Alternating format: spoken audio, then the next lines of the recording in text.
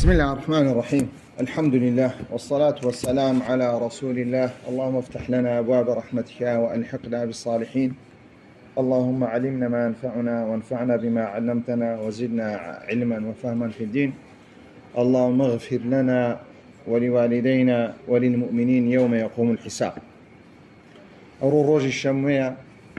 كششي سفر صالي 1930 بەرامبەر 3/9/2022 یەکەم دەرسی مینهاج الطالبین دەست پێ دەکەن ئینشاءالله بە ئیزنی خوای پەروەردگار. دەرسی یەکەمان باسی ئەو زنجیرەی کە مینهاج الطالبین لێ وەرگیرایە. وەکو دیارە مینهاج الطالبین زنجیرەی چەند کتێبێکە لە پێش ئەوەی کە ئیمامی نەووی ئەو مینهاج الطالبینی دروست بکە کە باسی ئەو تا مێژوویەک لەوەی باز دەکەن کە مینهاج الطالبین لە چ وەرگیرایە، لەپاشەوەی ئەو کتابەی مینهاج الطالبین لێ وەرگیرە ئەو لە چی وەرگیرایە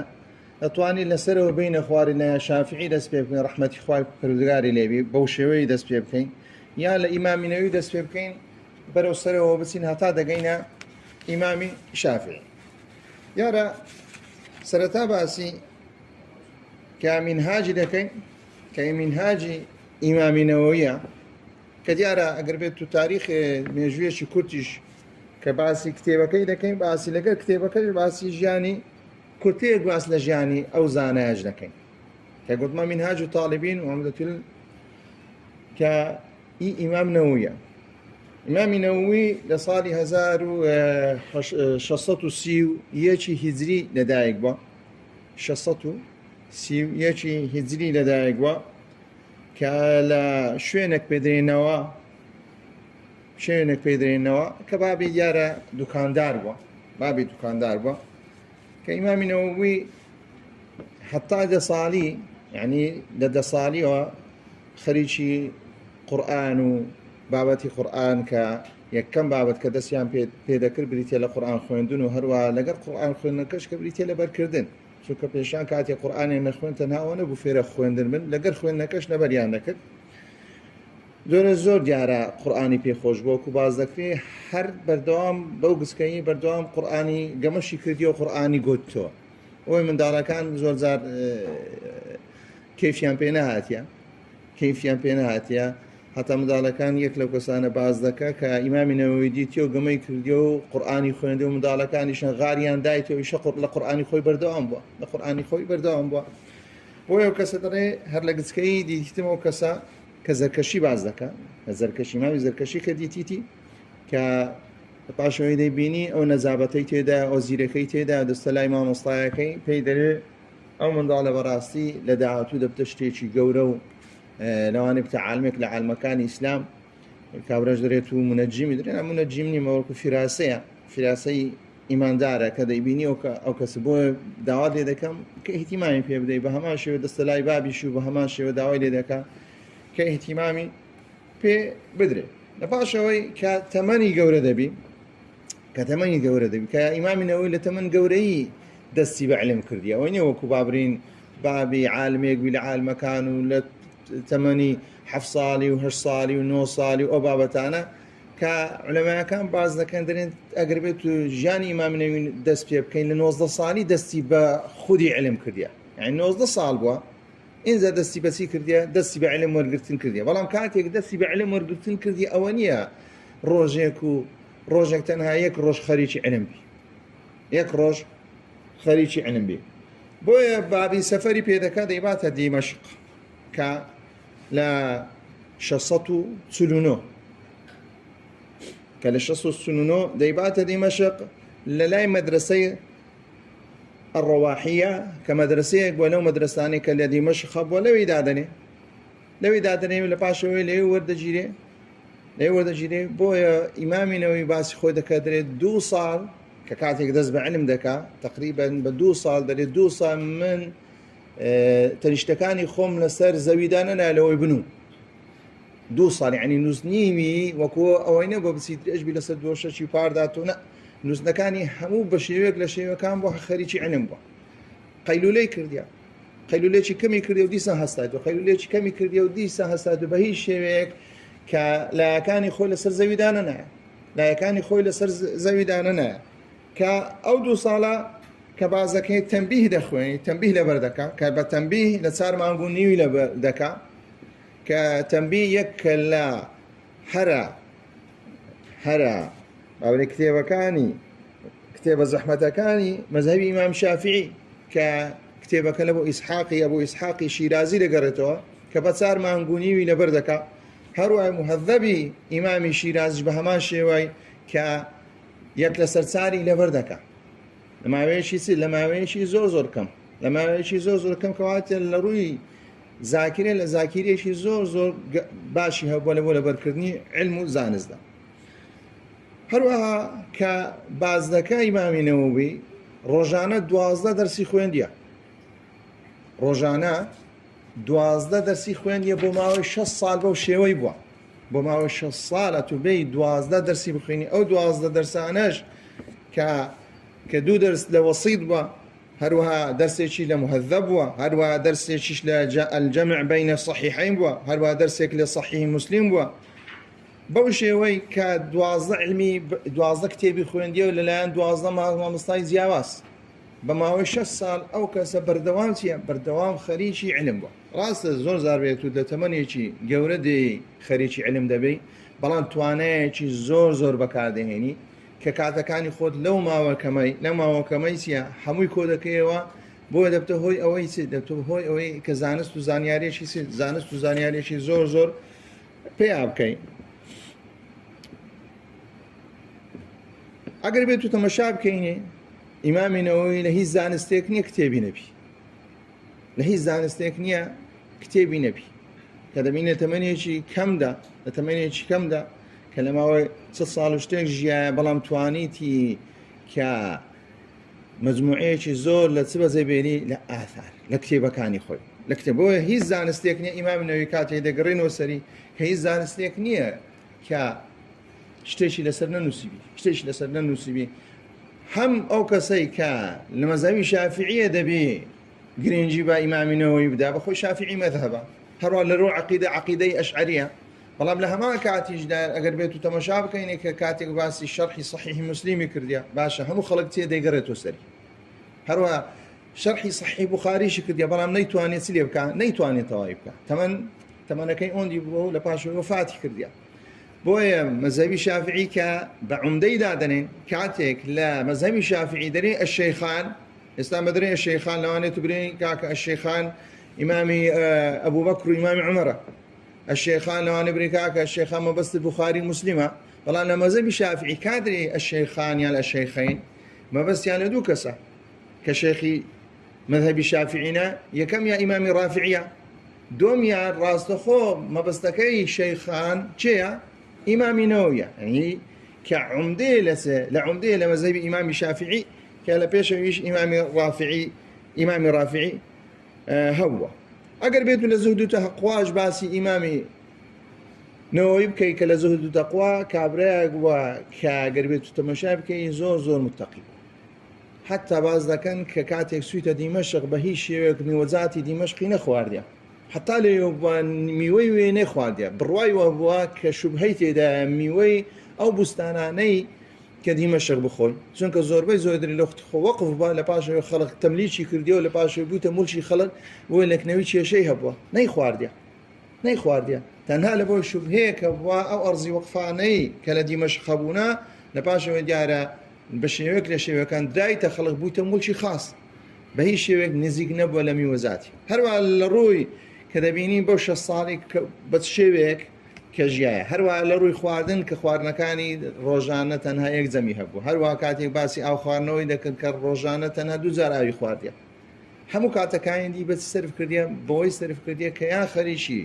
تەدریس بی دەرس بداتەوە یان خەڵکی دەرس وەرکردن بی یان خەڵکی بریتە خەریکی نووسینەوەی چبی نووسینەوەی کتێبی کە لە ساڵی 678 وفاتی کردی ئەوە مختصەرێکی ئیمامی نەووی دیارە کتابی ئیمامی نەووی چەندە کتێبی هەیە یەک لەو کتێبانە کە منهاج الطالبینە هەروە شەرحی مسلمی هەیە شەرحی مهذبی هەیە هروها كشرحي كرديا ككتابك ناوي مجموعة هو منهاج طالبين ما باسكت تذهيب أسماء واللغات هي رياض الصالحين هي الأفكار هي نكت التنبيه هي شرح تنبيه هي تبيان في آداب حملة القرآن هي شرح وصيتي هي صندها كتابي دي هي كبراستي هيك علمك نية هيز زانستك نية إمام نووي شتيك لسري نوسيبي كاتو إمام نووي هاتيا منهاج دانا منهاج كنت كراوي محررة منهاج كنت كراوي محرر كتابي شيء قلت ما منهاج مان هي منهاج طالبين كنت كراوي سيا كنت كراوي كتابك أو كتاب ناوي سيا ناوي محرر كتابي شيء أبو قاسم الرافعي ل 555 هجري لدايقه باش كهاتيا كرديا إمام رافعي كتمشاي كرديا قول كان إمام الشافعي هو قول كان علماء الشافعي منتشرة ككات تيسيك دي هو فتواك بدا زور بيومان دي بقرأتو سكتابك أو كتابي اعتماد لسربكا أو كتابي لسرين اعتماد لسربكا صون بتواني قول كان إمام الشافعي زداب كاتوا إمام رافعي هاتي أو شتي سيلي كرديا أو شتي هاتي حمور ريك كرديا قول كان إمام الشافعي وهروها مذهب إمام الشافعي وهروها علماء الشافعي ريك خستيا لسرس مذهب يكون قول آخر إمام الشافعي سونا وسونيا بويا كاتي كسيك دي فتواي دا لسر مذهب الشافعي راس تخو دا قرأت وسر محرر هندما عندي نابي بويا هاتيا أو كتابي تأليف كردية كاتيك تمشاي كردية تندها كتاب هي وتندها مناهج هي لمذهب الشافعي أو هاتيا هو منهج كان وهموش لكان يسلي كردية لبو عالميك لعالمك كذا هي فتوى بدا زور بقى أساني بقريته سري زور بقى أساني بتي وري بقري كالشصة بستسي هزريش وفاتي كردية ككردية كتاب الرافعي لسبرجلاء هذا بيني محرر قطمان منهاج لم حرر يورجلا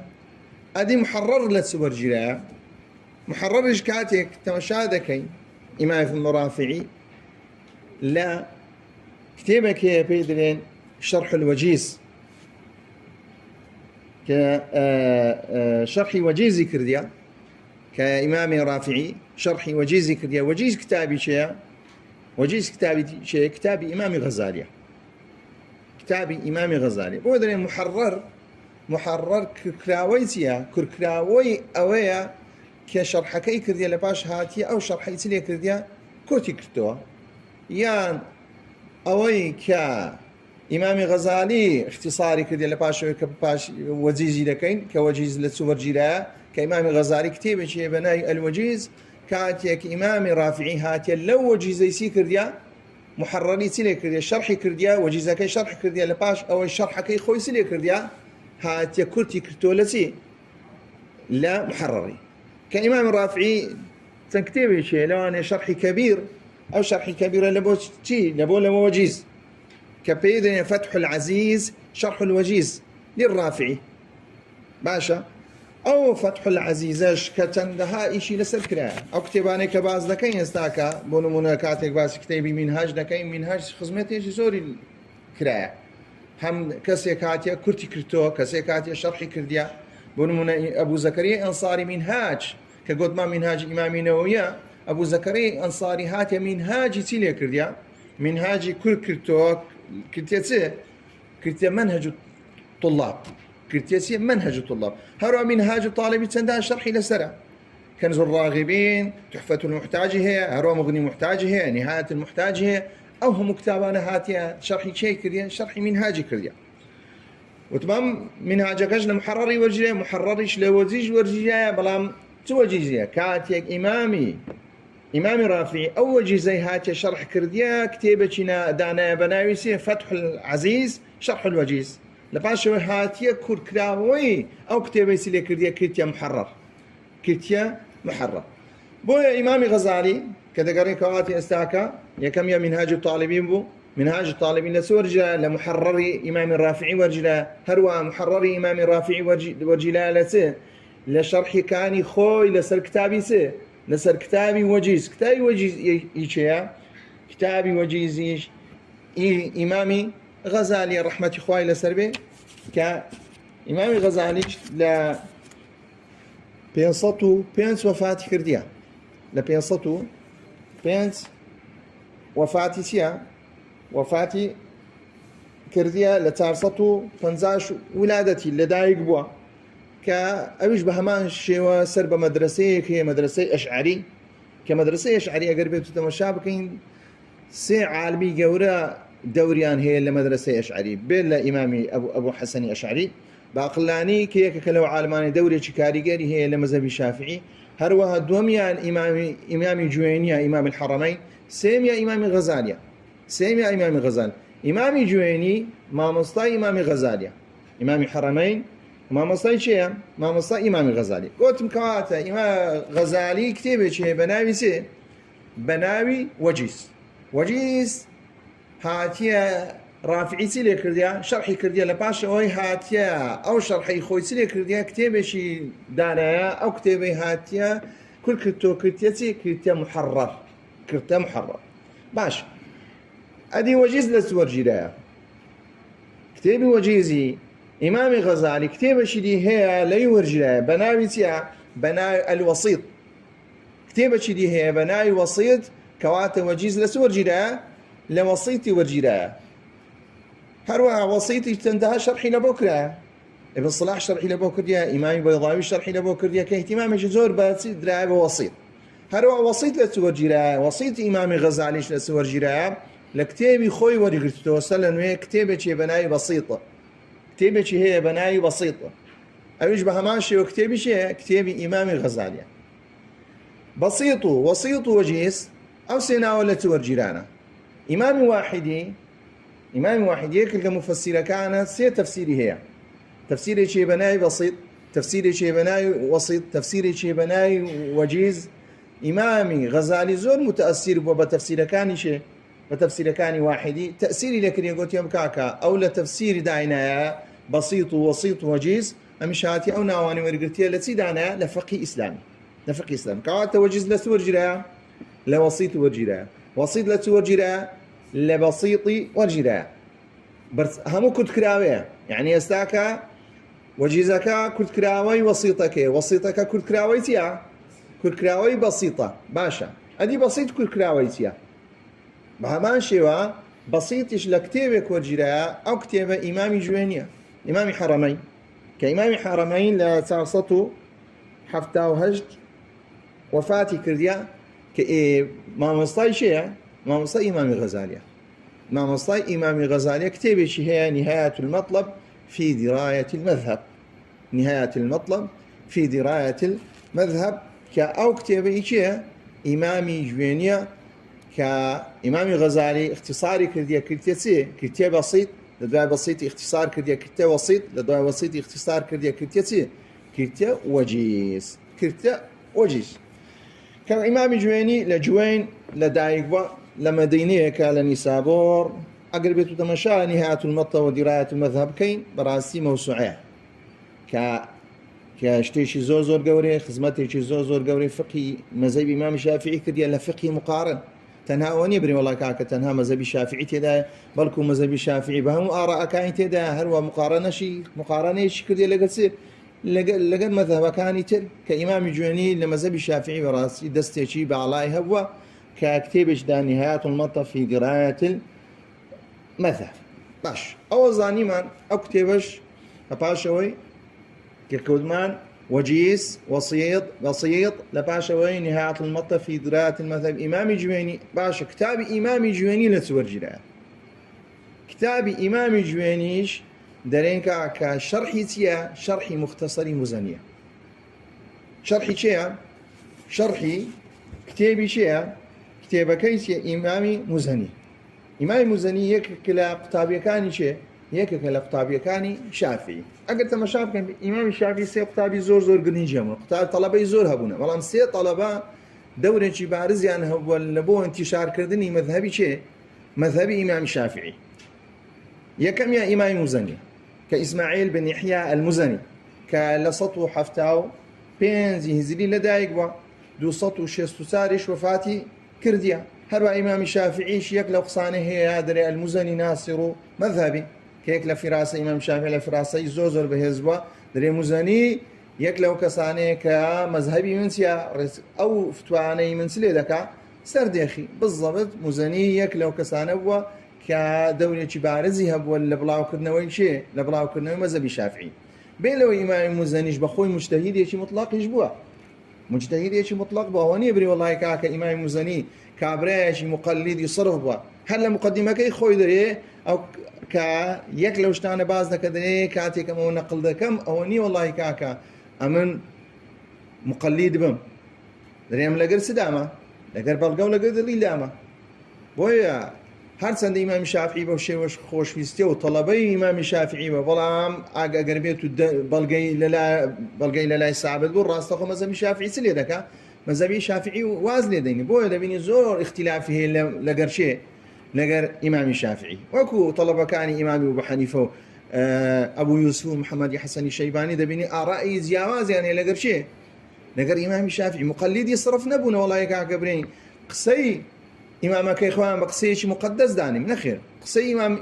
ئیمام چیە ئیمامی ئیجتیهادی کردین لەوانەی ئیجتیهادەکەشی قبولی چ دەکا قابلی چیە قابلی سەواب و قابلی چیە خەتەئە لەو ڕواگەی تەمەشا مامەسایەکانی خۆیان کردێن نەک قسەکانی مامەسایەکانی خۆیان بە مقدس دابنێ هێک لەو شتانە کە دەبتە هۆی تەقلیدکردنەوەیەکی دەمارگیرانە ئەو تەقلیدەیە کە وا بزانێت و ئەو کەسەی کە لە لای دەی خوێنی کە بە هیچ شێوەیەک چیە هەڵەی ناکە بۆ ئیمامی موزەنی بڕوایەوە نەبووە هەروە لە مقدمەکەی خۆشدا زۆر بەڕوونی و بە ئاشکرای ئاماژە بەوە دەکا کە ئەگەر بێت و بەڵگەیشتی تۆ ڕاستەخۆ بەڵگەکەی چیە دەگەڕێتەوە سەر بەڵگەکە بۆی یەک لەوانەی کە تەڵەبەی ئیمامی شافعی بووە ئیمامی شێ بووە ئیمامی موزەنی گوتمە ئیسماعیلی کوڕی یەحیا کە هەروەها یەک لەوانە کە مرادی کە یەک لەوانە پێدرێن ئەلمورادی ئەوانە لەقەبن کە موزەنی لەقەبە مرادیش لەقەبە کە الرەبیع بن سولەیمان كربيع بن سليمان كابيل بهما شوية بۆ لە قوتابیەکانی چێ قوتابیەکانی ئیمامی شافعی کە ئیمامی شافعی زۆربەی زۆری کتێبەکانی ئیمامی شافعی کەم ئیمامی شافعی بەخۆی کتێبی نەنووسیتەوە بەرکو ڕاستەخۆ ئەملاه و هاتێ لەسەر تەڵەبەکانی چیە قسەی لێکردین و تەڵەبەکانی چیان کردیان نووسیتیانەوە ئەوەی لە ئیمامی شافعی لە بۆمە هاتیە بەڕیوایەت هەموو لە لای چێە لە لای ڕەبیعە ربيعي كري سليمان بيدر المرادي كدو سطو حفتاي هجري وفاتي كرديا كوفاتي كرديا بو كاتي دري مسندي شافعي ككاتي دي ك لباشا ويكسيك دي كابو عباس الأصم كابو عباس الأصم دي لقولكاني قسكاني إمام الشافعي كربيعي خريدكاتو وكو كتابي أمو هروها رسالة لباشوي كعالمي يقدر لو عالمانا أبو عباس الأصم دي كتابك دادني بيدني مسند الشافعي دي أو أحاديث عن خردكاتو كإمام الشافعي بالرجاء خوي بمسند خوي سلا بيغمر صلى الله عليه وسلم جينيبوا بيدا وترين مسند الشافعي أو مسند الشافعي خو إمام الشافعي داننا بلكو أو أبو عباس الأصم لا شيء ورقت يلكتي لو إملاني كمرادي لإمام الشافعي جينيبوا كان زكي هزارو شصته حفتاوبيز حديثي تدا كمسند إمام الشافعي هروا إمام الطحاويش رحمة إخواني بك إمام الطحاوي سرتال مذهبي شافعي بوا بلام اختلاف يقدروز دبي لبيني إمام الطحاوي لقر إمام مزني كإمام مزني خاري شيء خاري إمام الطحاوي شيء يعني يقدروز دبي راس دخو مذهبكي خوي دقوري سر مذهبي أبو حنيفة بلام لها ما كاتيش دا كسنن شافعي دانا كسنن شافعي بهما شيء أقول أنا خرقته كربيعي كريم سليمان لشيء جلبوا لإمام الشافعي جلبوا بويا دبيني كبهما شيء ككاتي إمام الشافعي دري كالربيع كدري الربيعي كريم سليمان دبتر راوي من فراسكاي راس دخو بشيوك لشيوكان ديتا زي أوين شافعي روايات كراف كخودي خوي تيغوت يا هروا أفر مداني كي إمام الشافعي لا ما مصايكاني خوي جيلبوا ربيعي كري سليمان دي هموسي الروايات دكاتو دكريتا مسندو هروا هذا دبت سنن كباسي رافعيش ما كر رافعيش يك لو شرحانه هي شرحي شي هي لسر مسند إمام الشافعي أو رافعية قد ما محرلي دانايا كدي مسندي الشافعي سليدك شرحي دك شرحي مسنديش كلبوشي أبو قاسم الرافعي باش كواتا طلبي دوم قوتمان ربيعي بن كري سليمان هروها أبو يطمان هي أويش بهمان شيء لقطابي كاني شيء لقطابي كاني شافعي كإمام شافعي بيش أو بمري ككسيك دريكاكا أو كيل زيقاي من دبتا سر مذهبي من بو يطيض هذا نا مزني دارينا أصير مذهبي اختصاصي لو دانانا هروها ربيعي سيا راوي منه هروها بو يطيش بريتي لوي كسر مذهبي شافعي دا قلت دس كإمام الشافعي لهماني بيزيرك تربو لروي فقه دا لروي فقه دا كيوسف بن يحيى البويطي كالدوسطو السيويكي هزريك شهيد ذكري لسر مسألة خلق قرآن كخلق قرآن كالجر إمامي أحمد بهمام شو أويش لو سرد من جاية كالباش أوي لبغداد كمالكاس يقدني لنا مصر كان هرسي كان مصريين كباس ما كوسي طلباني كباس ما كل مزني وهذا بويطي وهذا مرادي هرسي كان أهلي كان ده أهلي مصر كاو بويطيا كلسر فتني خلق قرآن دجيري ولسزنا كانتيا وفاد ذاك كانت إمام الشافعي شتي طلبه هو يكلو طلباني مزني كتابة شدانا كبدي اختصر كتابة شدانا كمختصري مختصري بدل مختصر المزني مختصري كرديا مختصري قولكان إمام الشافعي كرديا مختصري لي كرديا قولكان إمام شافعي كرديا كانت يستاكا لنا مش كمارونا أمي شافعي من هي قربت بوشوي دس بيبك أمي شافعي لباشا إمام مزني هاتي سيلي كرديا اختصاري كرديا كتابش ده مختصر الشيء المزني لباشا أو مختصرة إمام جويني هاتي شرحي كرديا ناوكيلنا نهاية المطلب ودراية المذهب لباشا إمام غزالي هاتا ونهاية المطلب دراية المذهب سيلي كرديا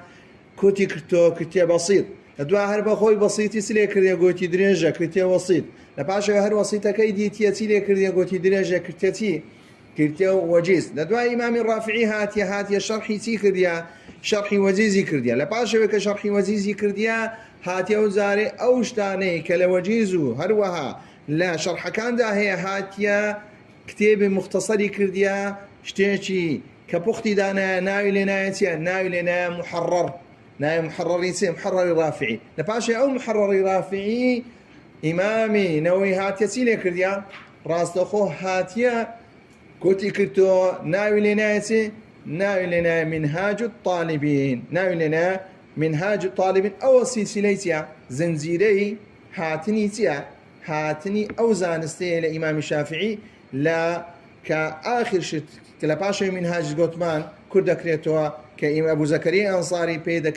ديكاتسه منهج الطلاب هروا لو عصر عالمية كاتيا مختصري كتو منهج الطلاب بنا مشهورنيا ناوي لنا نهج الطلاب كواتا وكي علماء باز كان ككتابة كاني بس سلسلة إمام الشافعي دس بيدكا كوتايا كبشيدي كوتايا كي بكتابي أبو زكريا أنصاري دي كبيدوتري نهج الطلاب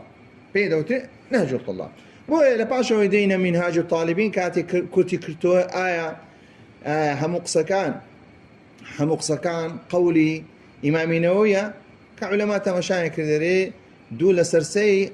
قولك كرت كراوي قلت ما كرت كراوي سيا كرت كراوي محرري رافعية كاتي كرتي كرتو تنها إيشي كرت كنوبة يعني إبداعاتي تكرديو هروا زياداتي خوش تدا بلي منهاج الطالبين كنت كراوي دول سرسي قول كان لبو إمام رافعي دقرتوا يك سرسي قول كان إيش لبو شيء يك سرسي منهاج الطالبين قول كان لبو زيادات إمام نووية كاتك دبشا كمنهاج الطالبين دري قلت والله أعلم أقرديتو أو لفظة ديت قلت والله أعلم أو قولي شيء قولي رافعينية قولي إمامي نووي كإمامي نووي كذا بوشيو أو مختصرك لسرسي مختصرك لسار هم كتابة كان كباس ماكر كتابة كاني كلا صور جيرا هم منهاج الطالبين زانيمان سون وجراء إن شاء الله لدرسي دعاتو دين سر متنكاي. وصلى الله على محمد وعلى آله وصحبه أجمعين.